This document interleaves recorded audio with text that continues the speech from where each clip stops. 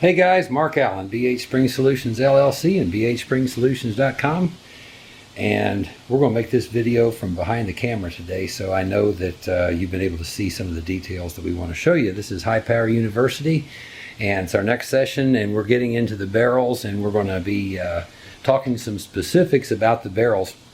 And showing these to you in some close-ups. Probably the best place to start is going to be back as far as we can go, and that's going to be our barrel here. That's the serial number. This is an FN barrel. Goes way back.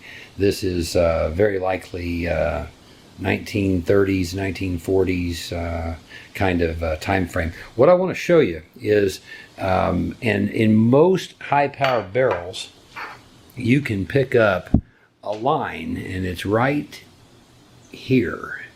And I'll show it around, and maybe we can pick up on that. If not in that one, we may pick up on another one here. The line runs right there where you see the word NATO.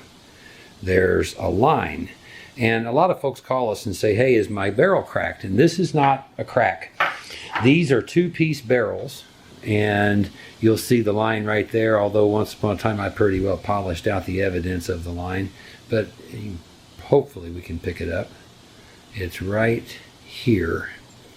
And so this piece of the barrel was made by FN, and then this piece of the barrel was made. Two pieces and then ultimately fused together. And a lot of people think, well, you know, one piece is better than two piece, one piece is better than two piece. It takes more sophisticated equipment to make a true one-piece barrel. That would be the BHSpringSolutions advanced barrel for high powers would be an example of a one-piece barrel. We want to first talk real quickly about what does this barrel actually do. We hear a lot about this. John Browning invented the tilting barrel or the locking barrel cam lug design idea. When your barrel is installed in your slide, it lives up in the slide, and it's approximately here.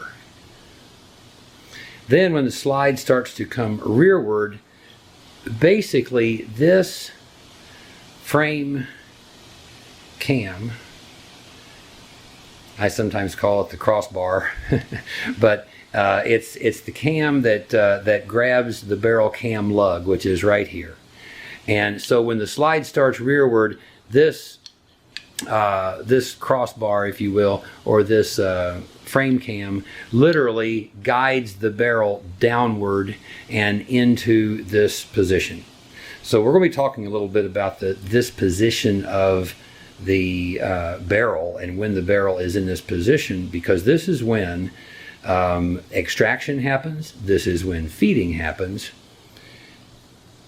and when the slide comes back forward, it then moves the barrel back forward, and it's again actually this frame cam and the barrel cam lug that are guiding the barrel back up into the slide. And then of course the slide grabs the barrel and seats it up into the slide recesses. Okay, at this point in the video, we wanted to dub in a clarification about what happens during recoil in the high power.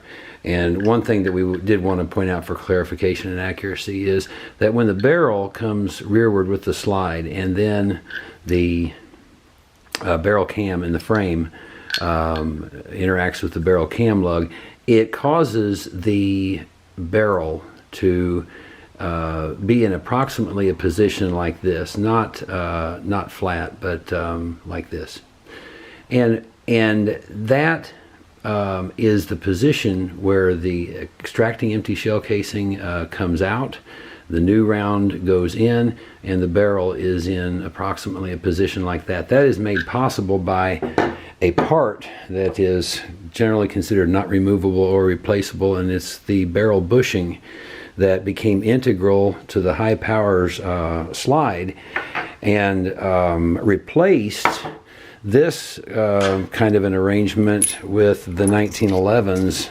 barrel. And this is one of what I consider to be one of the real biggie moments of the high power design was replacement of the removable barrel bushing with an integral barrel bushing, which, by the way, is one of the mathematical wonders of the world. The angles and geometry required for that barrel bushing, so that the barrel can move in this manner and yet be still stable at the end of the barrel here when the barrel is locked. That was a design element in the high power that because John Browning had the patents had gone with the pistol to the United States government for the 1911, and now he had to work around these things, and if necessity was ever the mother of invention, it was with the high power pistol, and it was necessary to not duplicate things in the 1911. When you think about it, having a high capacity 9mm handgun did not necessitate a new handgun necessarily. We now, we see a lot of companies do a double stack magazine in a 1911. That gets capacity, much higher, especially if it goes from a 45 to a 9mm. That could have been done, except for John Browning had sold everything about the 1911 to the U.S. government, like lock, stock, and barrel, including the patents, and now he had to work around his own stuff. If it had not been for that, the high power pistol would have likely never been born, because altering the 1911 design to a 9mm and a double stack magazine is today considered, that's something a lot of companies have done. So that's something to point out. So the barrel design compared to the 1911 barrel design changed significantly.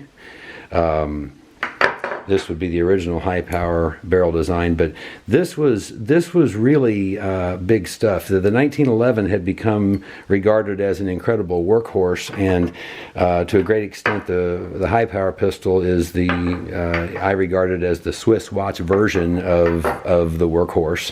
And so this is the clarification that we just wanted to dub into this part of the video. This particular position is what I want to talk about and show you today, because this is some really, really important material for high power guys that have older high powers and install barrels. The thing I want to show you, we're going to use a magazine here for this one. This is the old traditional trigger subassembly with the magazine disconnect installed. This is the mate to our barrel here.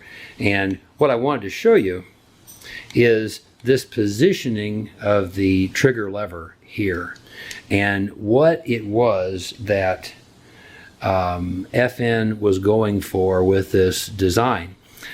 You may have noticed that typically your trigger levers have a filing right here on this edge. They did them different back in the day. That's the original trigger lever as far as we know. But when your trigger lever is upward because you have pulled the trigger, this is when this barrel locks into this position, and it cycles before you have released the trigger. So what you have to understand is this is the arrangement between the barrel and the trigger lever, and extraction and feeding needs to happen with that trigger lever in that position. So the object here is you want to make sure that your trigger lever is not interfering with the pathway to the chamber of your round.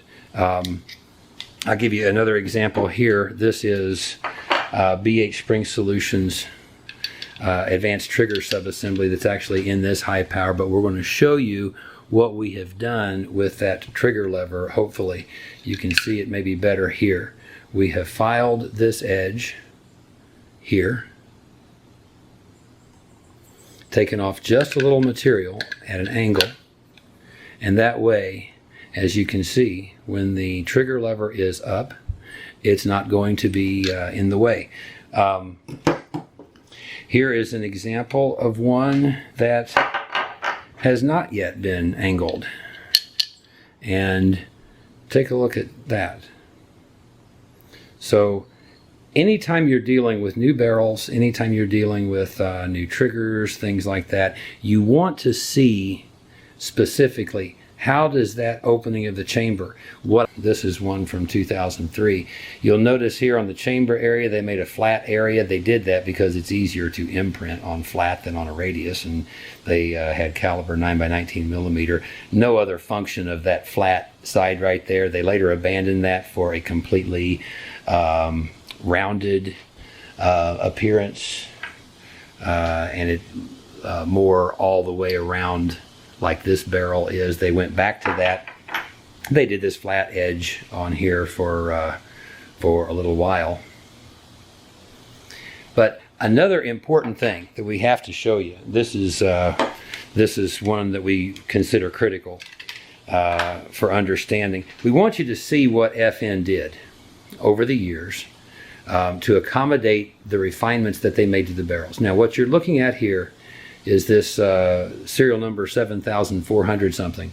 And I want you to notice particularly these edges right here. Those are important because those edges relate to and allow or disallow a clear pathway into the feed ramp and the chamber. And you're going to see in this early production these edges very, very unrefined. Later, we're going to show you here. You're going to be able to see the difference. Maybe you can hold these side by side. Almost doesn't even look like the same gun, does it? We have extensive removal of material here. We have extensive removal of material here. You can even see in this one, we see part of the trigger lever even. And in this one, you know, you really would not. So what is going on with that? Because that was definitely a design change. Here's the answer. When you have the older humped feed ramp barrel, that hump positions this feed ramp further rearward in the high power. So what I want to show you here is in this position with this humped feed ramp, this is the original barrel and this very old high power. Those unrefined edges, because of where the feed ramp is positioned, they're no factor. They don't need to be filed back. They don't need to be refined. However, when you put a modern barrel in one of these old high powers, what that throated feed ramp or that straightened feed ramp did, it also moved the feed ramp a little further rearward. It does like blunt-nosed ammunition better than the humped barrel, but it moved the feed ramp rearward. And now all of a sudden, what we have is we have right here interference and right here interference. And that's why FN had to file back those edges. And what I mean by interference is if you have a high power and you're able to do this, it's an older high power that had a humped feed ramp, and you have a straight FN barrel, take a look at how those protruding edges, they're now protruding because of the positioning of the feed ramp.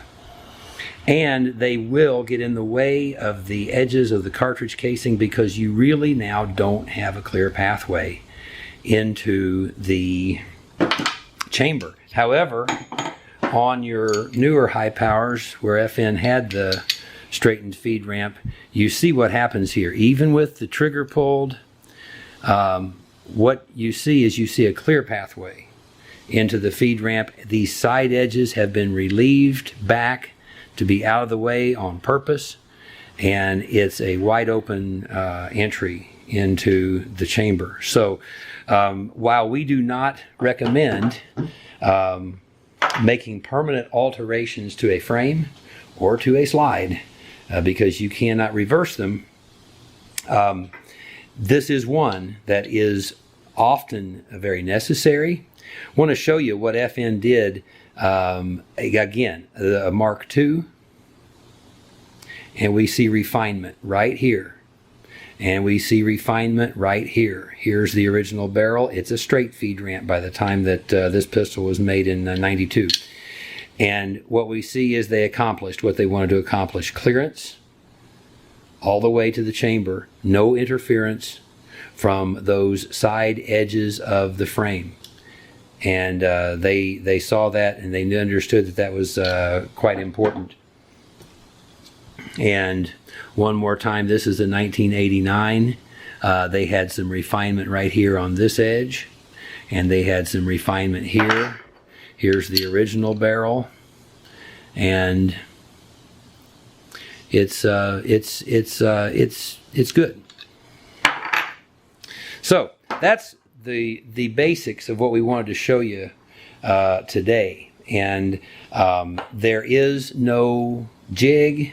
There is no how much. If I'm using an older style frame like this one, and I want to put in a modern barrel that's going to feed blunt-nosed ammunition more reliably, when you do, just understand you are going to need to relieve some metal right here on that edge, right here on this edge. Those are effectively now getting out in front of the feed ramp. Okay, that's what we wanted to present to you and share with you today. We're going to be back in our next session with more of the technical aspects of the high powers barrel. And I'm Mark Allen, VIII Spring Solutions LLC and VIIISpringSolutions.com. Thanks for watching.